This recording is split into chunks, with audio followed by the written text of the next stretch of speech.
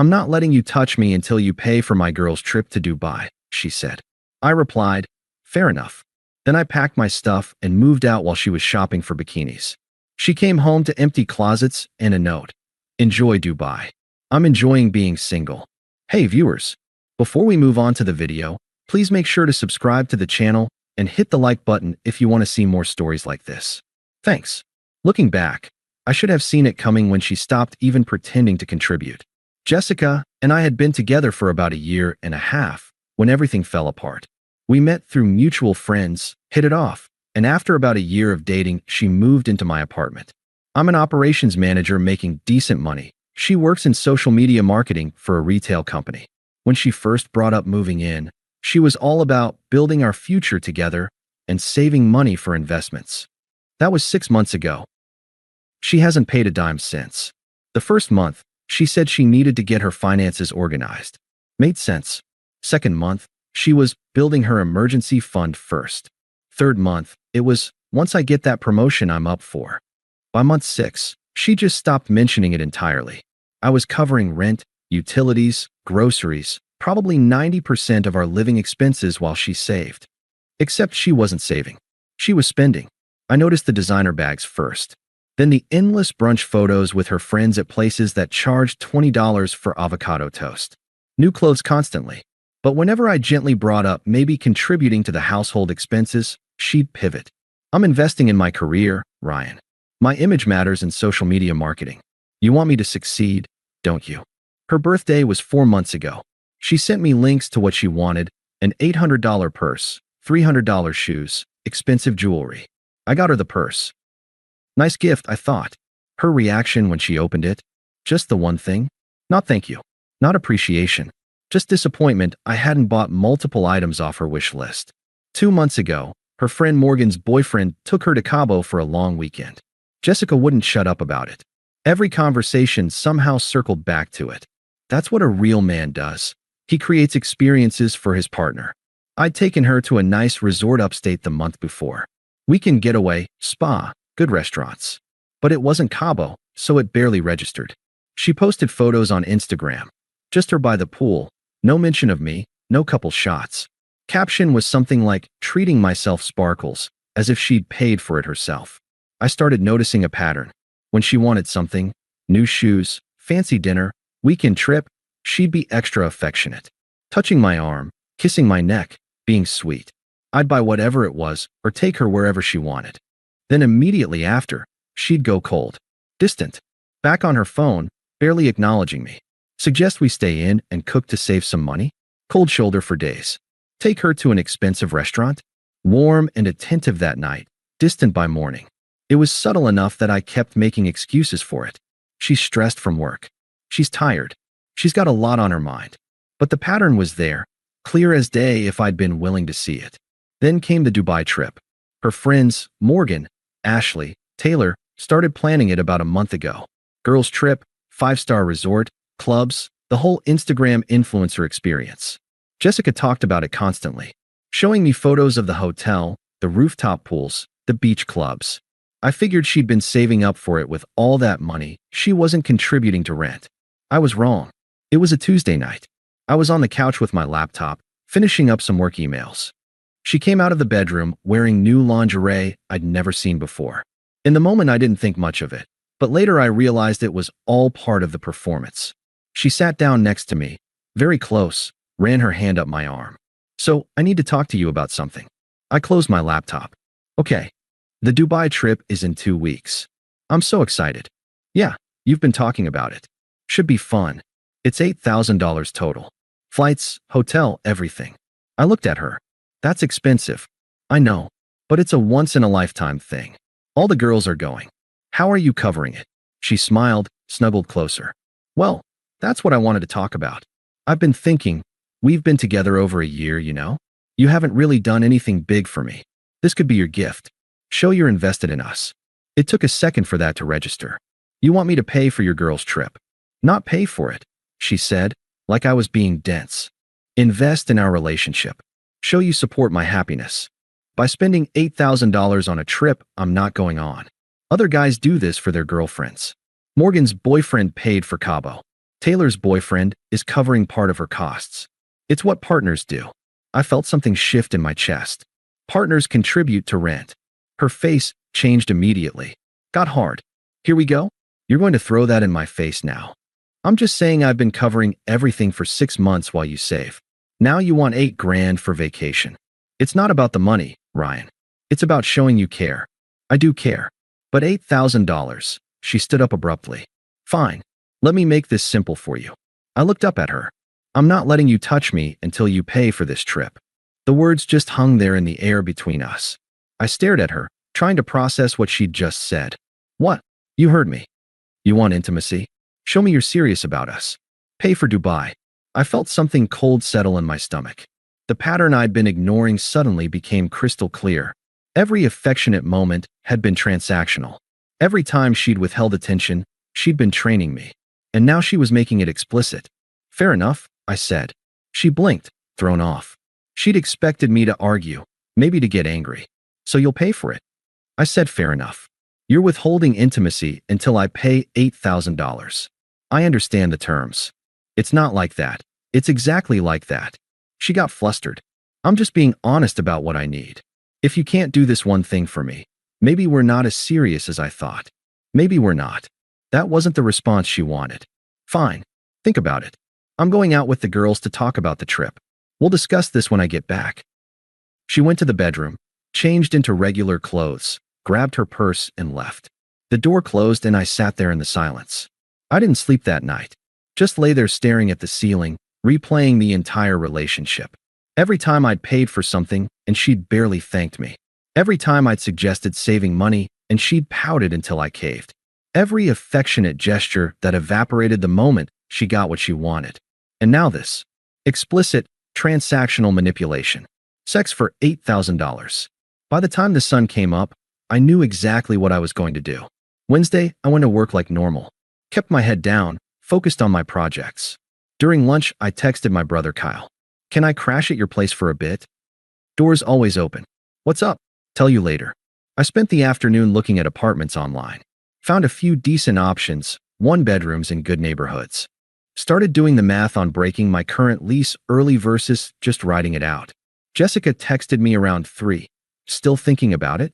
I replied, nope. Answer still no. Her response came fast. Wow.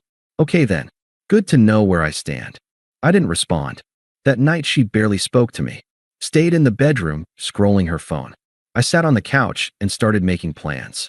Thursday morning she announced she was going shopping with Ashley and Morgan. Need to get bikinis and stuff for the trip. Have fun, I said. She gave me a look like she was waiting for me to stop her, to tell her I'd changed my mind. When I didn't, she left. The moment her Uber pulled away, I called Kyle. I'm moving out today. Can you help? On my way. Kyle showed up 30 minutes later with his friend Marcus and a truck they'd borrowed. We worked fast. Most of the furniture was mine from before she moved in. Couch, TV stand, desk, bed frame. She'd brought the mattress and some decorative stuff, but that was about it. We packed my clothes, my electronics, my kitchen stuff, my books. Everything that was mine. Took about 3 hours to load it all up and drive it to Kyle's garage and a storage unit. By 4 o'clock, my stuff was out. The apartment looked strange, half empty. Her things were still there. Her clothes in the closet, her toiletries in the bathroom, her decorative pillows on her mattress that now sat directly on the floor since I'd taken the frame. I went back one more time to leave the note. Pulled out my phone and typed it out, then wrote it by hand on a piece of paper. Jessica, I'm moving out. My name is on the lease, so you have 30 days to find a new place. I've paid this month's rent already. You wanted me to pay $8,000 to prove I'm serious about our relationship.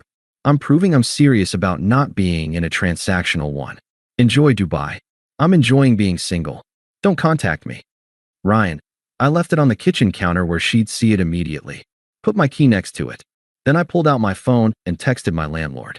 Explained the situation, started the formal 30-day notice process to get her off the premises. She wasn't on the lease anyway, so legally she was just a guest. I blocked her number. Blocked her on Instagram, Facebook, everything. Then I got in my car and drove to Kyle's place. You good? He asked when I walked in. I thought about it. Yeah, I actually am. For the first time in months, I felt like I could breathe. Jessica came home around 8 that evening. I know because Kyle's apartment is across town and I was already settled in, but I got the play-by-play later from the landlord and a mutual friend who happened to be nearby.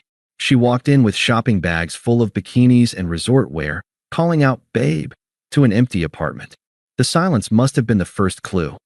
Then she walked into the living room and saw the empty space where my couch and TV used to be. I heard later she dropped the shopping bags right there in the doorway. She ran to the bedroom. My closet was empty. Bathroom, my stuff was gone. Kitchen, half the appliances missing. That's when she saw the note on the counter. The calls started immediately. My phone lit up with blocked call notifications, 17 of them in the first 2 hours. Then the texts started coming from numbers I didn't recognize. Her friends' phones, obviously. "This is insane. You're breaking up with me over one comment?" I was joking about the intimacy thing. "Call me right now." I didn't respond to any of them.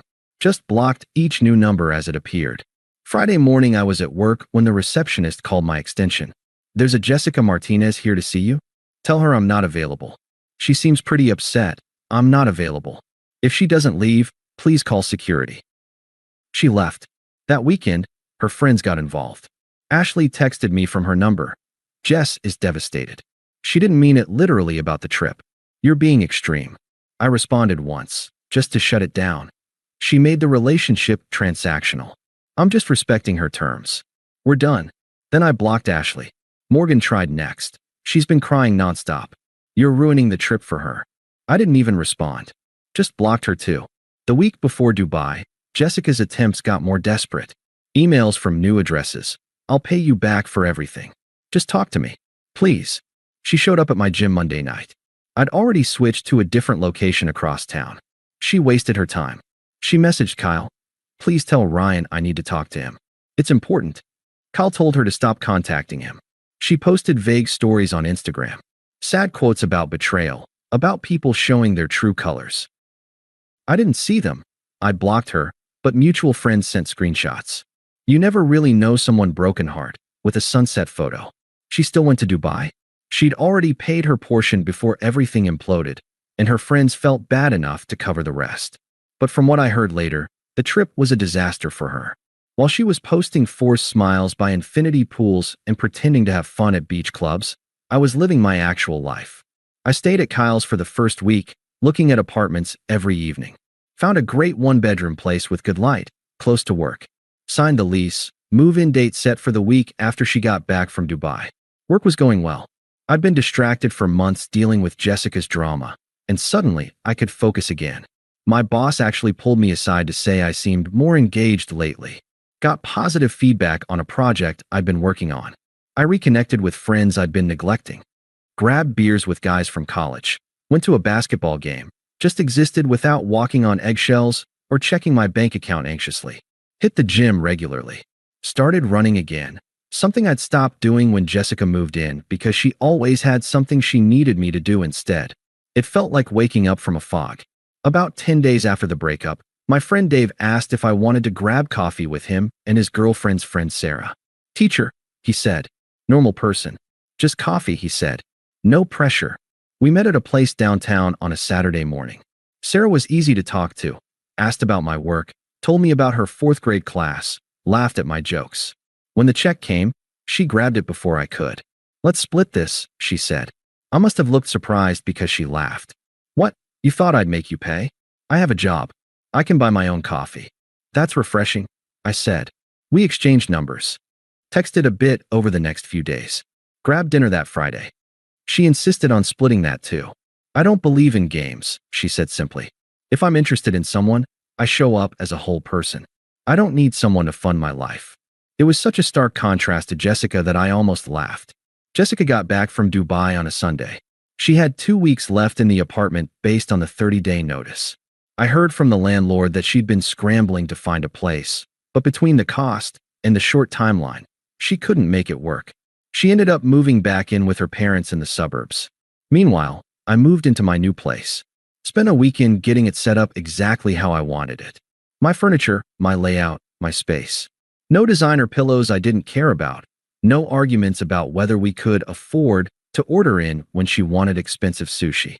Sarah came over to help me hang some pictures. We ordered pizza, drank beer, laughed about my terrible decorating skills. It was easy, comfortable. This place suits you, she said, looking around. Feels very you. Yeah, I said. It does. We'd been dating casually for about 3 weeks at that point. Nothing official, just enjoying each other's company. She had her own life, her own apartment, her own career. She didn't need me to complete her or fund her lifestyle. She just liked spending time with me. It was the healthiest thing I'd experienced in years. 6 weeks after I moved out, I ran into Jessica at a mutual friend's birthday party at a bar downtown. I'd been debating whether to go, knew there was a chance she'd be there, but Sarah encouraged me. You shouldn't avoid your own friends because of her, she said. Besides, I'd like to meet them. So we went. Me and Sarah, who I'd been dating for about a month by then. Still nothing official, but we were both happy with how things were going. The party was in full swing when we arrived. I was at the bar ordering drinks when I felt someone staring. Turned my head, and there was Jessica, standing about 10 feet away near a high-top table. She looked rough. The Instagram-perfect glow from Dubai was gone. Dark circles under her eyes, even under the makeup. She'd lost weight, but not in a healthy way. Just looked drawn. Our eyes met. She started walking over. Sarah was in the bathroom. Perfect timing. Can we talk? Jessica asked when she reached me. Not really interested. Please. 5 minutes. I sighed. Fine. 5 minutes. We stepped outside onto the bar's patio. It was quieter, cool evening air. I messed up, she said immediately. I know that. The Dubai thing was stupid. I was influenced by my friends, trying to keep up with them. But you didn't have to destroy everything over it. I didn't destroy anything. You did. I was testing you. And I failed the test. Good. It wasn't supposed to be serious. It was completely serious. You told me you'd withhold intimacy until I paid you $8,000. You made our relationship transactional. I decided I wasn't interested in being an ATM. Her eyes were getting wet. I'm living with my parents now. I had to leave that apartment. I lost my independence. You lost your independence when you moved into my place and stopped contributing anything. I was going to, for 6 months you said that. Never happened. You just kept spending while I covered everything. But I see you brought someone, she said, voice turning bitter. She must have seen Sarah and me come in together. Yeah, that was fast. It's been 6 weeks. You spent most of that time in Dubai, supposedly living your best life. It wasn't my best life. It was miserable. I was thinking about you the whole time. That's unfortunate. She stared at me. Do you feel anything? Seeing me like this. I thought about it honestly. Relief. Relief. Yeah. Relieved I got out before I wasted more time and money on someone who saw me as a wallet with legs. Her hand came up fast. The slap caught me on the cheek, sharp and stinging. I didn't flinch. Didn't raise my voice. Just looked at her calmly. The patio door opened. Sarah stood there, taking in the scene. She didn't say anything, just raised an eyebrow at me. Jessica looked at her with pure hatred. Perfect. You already replaced me. I didn't replace you, I said, keeping my voice even. I just stopped being someone's financial plan. Jessica's face twisted. You're an asshole. You know that. Maybe. But at least I'm not charging people for my company. She turned and walked back inside. I watched her push through the crowd and leave out the front door. Sarah walked over, handed me the beer she'd been holding. That was her. Yeah. She hit you. Yeah. You okay? I touched my cheek. I'm fine. She didn't hit that hard. Sarah took a sip of her beer, looking at me carefully. She seems like she's having a rough time. She made her choices. Do you feel bad? I thought about it. Really thought about it. No. I feel free. Sarah smiled. Good answer. We went back inside. Spent the rest of the night with my friends, who all loved Sarah. She fit right in, laughing and joking, being herself. No performance, no trying to impress anyone. Around midnight, one of my friends pulled me aside. Dude, Sarah's great. Massive upgrade. She's not an upgrade, I said. She's just an actual partner. 3 months later, Sarah and I were official and serious. She'd made it clear from the beginning. She split everything 50-50, insisted on it. When I tried to pay for dinner one night, she actually got annoyed. I have a career and a salary, she said. I'm not a child. We split things or I'm not going. We talked about money openly, about savings goals, about budgets, about the future. No games, no manipulation, no using affection as currency. I heard through mutual friends that Jessica was dating someone new, already pushing for expensive gifts, already pulling the same routine. Some people don't learn. I didn't care. That wasn't my problem anymore. One night, Sarah and I were cooking dinner at my place. Her idea, she loved to cook. She was telling me a story about one of her students when she paused. Can I ask you something? Sure. Do you ever think about her? Jessica, I considered it. Sometimes. Not in a what-if way. More like a thank God that ended way. She smiled. Good. Because I really like where this is going. Me too. She went back to chopping vegetables. I watched her for a second. This person who showed up fully as herself, who didn't need me to fund her life or prove my worth with my wallet, who just wanted to be with me because she liked being with me. Jessica had taught me something valuable, even if she didn't mean to. The moment someone makes a relationship transactional, sex for money, affection for gifts, intimacy for compliance, it's already over. It's just a question of whether you have the sense to walk away. I walked away. Best decision I ever made. And Sarah? She never once made me prove I was serious about us. She just showed up, genuine and whole, and let me do the same.